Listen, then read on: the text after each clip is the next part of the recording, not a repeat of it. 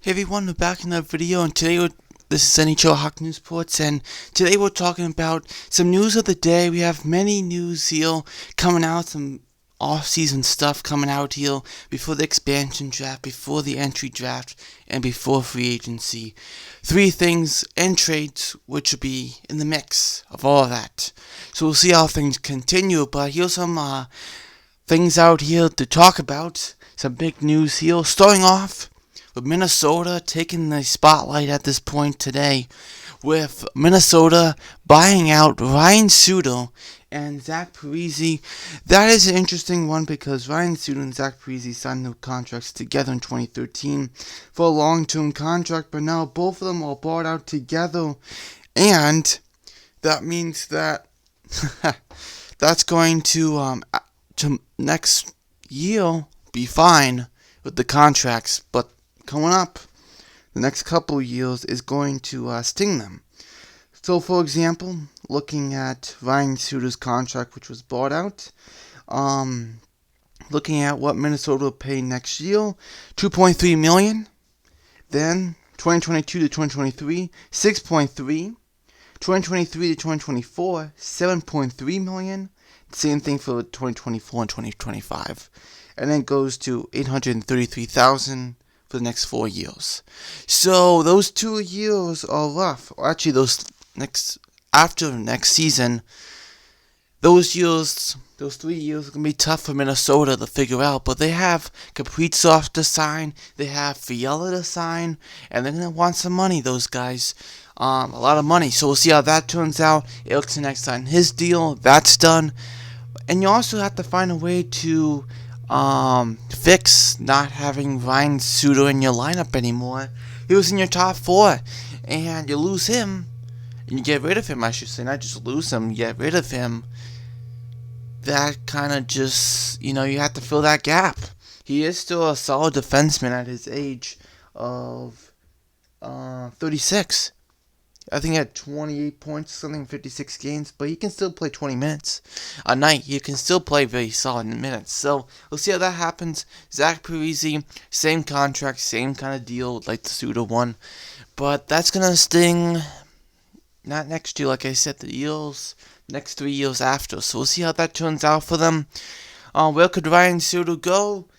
Boston would be a great place. Boston Bruins, they needed help on that left side, especially if Jeremy Lauzon gets picked by the Seattle Kraken, the young defenseman.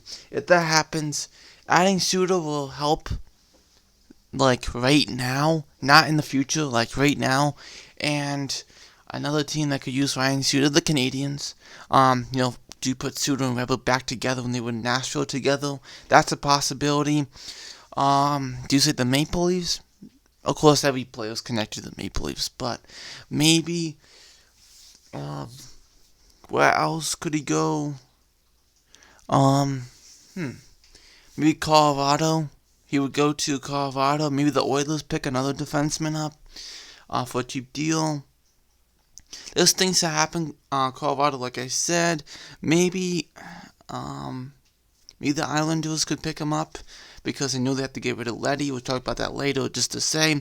But who knows? Parise, I would say, how would the Red Wings pick up Parise on a 1 year, maybe a couple $1 million contract, kind of like they did with Bobby Ryan and guys like that, and just get himself get himself going, play all these, minutes as much as he can, and see if he can produce some and then trade him at the deadline. Why not?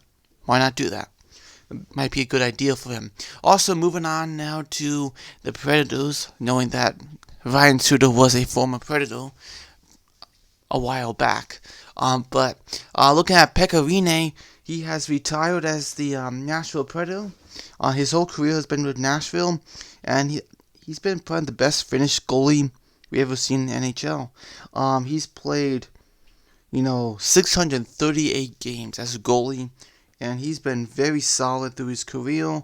All the years with Nashville, going back to 2005 to 6, and he was actually one of the last players out here to be in the 8th round, selected in the 8th round, 258th overall.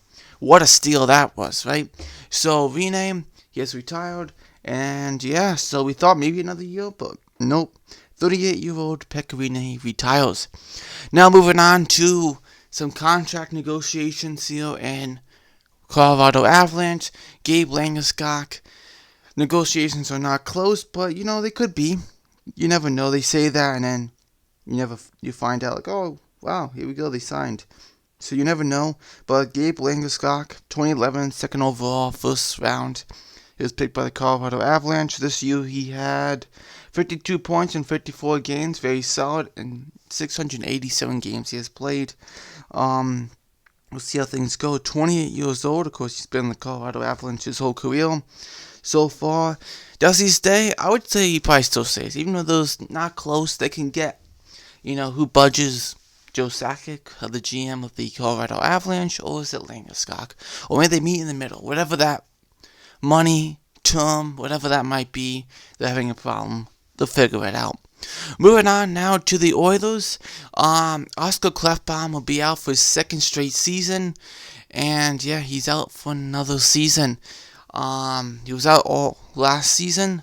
And now it's going to be another season this year. People wondering why they brought in Duncan Keith, that whole $5.5 million contract. Now this explains why.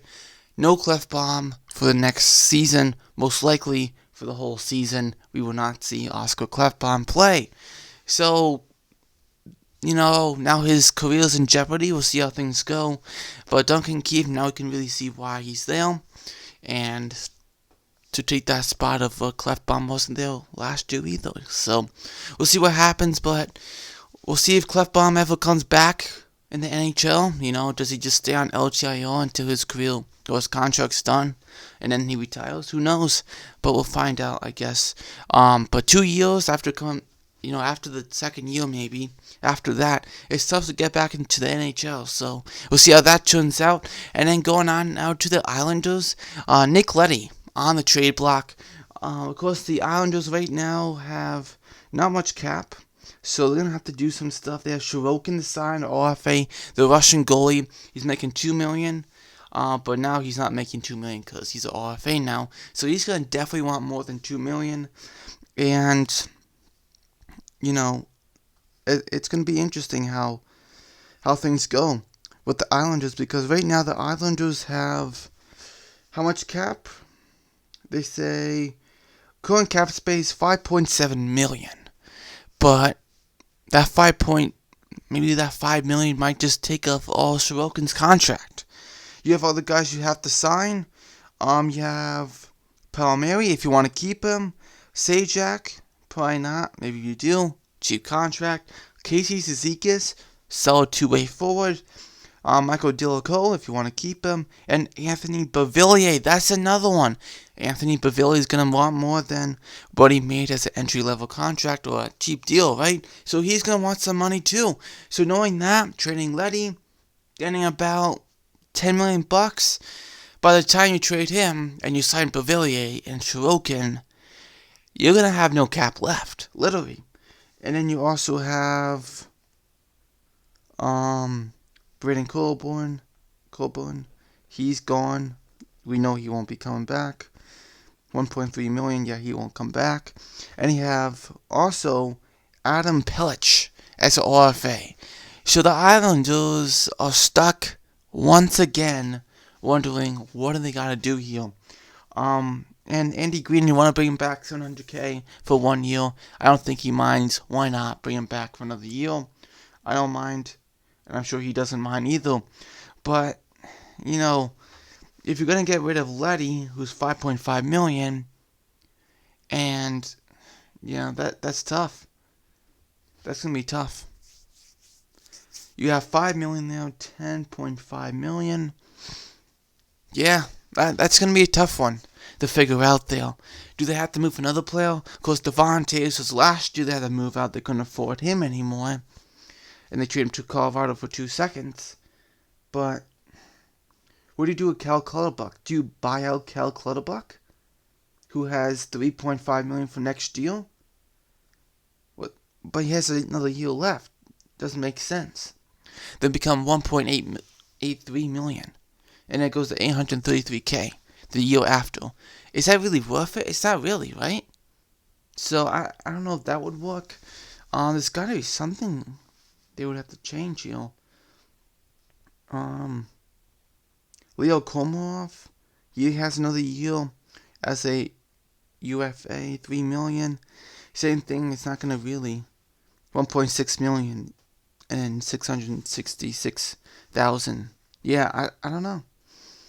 Or they have to go trade or send this guy, Komarov, Clutterbuck, to the Kraken for a pick or two. Or something. Because you have to think of something, right? And then moving on to Montreal, you have Dominic Ducharme. He was interim head coach, but you can take that tag of interim head coach off of him. He is now officially the Canadiens' head coach, and he has signed a 3-year deal. That's a no-brainer right there. After the Canadiens and Dominic Ducharme get to the finals, how do you not sign Dominic Ducharme? It looks like Alexander Burrows will be back behind the bench, and Luke Richardson, the hoping. Ducharme wants that, and he wants one more coach behind there too. So whatever he picks, who knows? Of course, when Claude Julien was there, he actually had an extra person, Claude Julien. He had Cook Muller, Luke Richardson, and then he had Dominic Ducharme as the guy who would watch and see what the opposing team would do. So maybe the coach that Ducharme wants is to have the coach analyze what the opposing team doing, like Ducharme did before he became head coach. Maybe, I don't know, maybe not. But he wants one more head coach. I mean, not one more head coach, another assistant coach. We'll see if he gets it. And yeah, we'll find out. Moving on to the Canucks, Elias Pettersson, Quinn Hughes, contracts continue a discussion. They're still trying to negotiate some things out here. Pettersson's going to want some money, but he had a down year this year. Hughes had a good year, but kind of down at the same time. Do you want a bridge deal? Probably both bridge deals. See how that works out. Alexander Edler, the veteran, like Hamonic, will offer contracts, and we'll see how that turns out for them. Hamonic, he's not restricted to the West Coast anymore. Like he said, he wanted to only stay to the West Coast. Now he said, I don't mind, I'll go to the East Coast. And we'll find out where Hamonic goes. Maybe he stays the Canucks, or maybe he goes to another team. He's good defensively. We'll find out.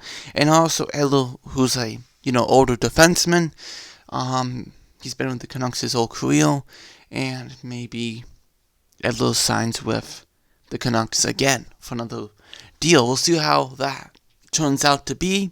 And then for the Calgary Flames, of course, you have Matthew Tkachuk, got Johnny Gaudreau, and Giordano rumors denied by Brad Treliving. But you have to think, for the Seattle expansion, how do you not expose Mark Giordano? Rasmus Anderson, Chris Tanev, and one more, Noah Hannafin would be the guys you'll probably keep exposing Giordano. Unless you trade Hannafin, or you expose Chris Tanev. Or do you expose Rasmus Anderson? Probably not. They want to keep him. He's on a long-term contract. You know what I mean? So, I don't know. I know Matthew Tkachuk wants to go back to the Blues, or go to the Blues like his father was. We'll see if that's possible. But he denied it, but you never know what happens. You never know how things turn out whatsoever. So, we'll see what happens. But this is what we have. A lot of news today. We'll see what tomorrow brings. We'll see if Montreal can get, Philippe Deneau signed. They got Ducharme out of the way. Try to sign Deneau. Try to do that stuff. Get that out of the way. Get out your protected list for all 31 teams. I mean, all 30, because Golden Knights are exempt because of the 3-year thing. But we'll see how things turn out. And thank you for watching NHL News Reports. I'll see you next video. Bye.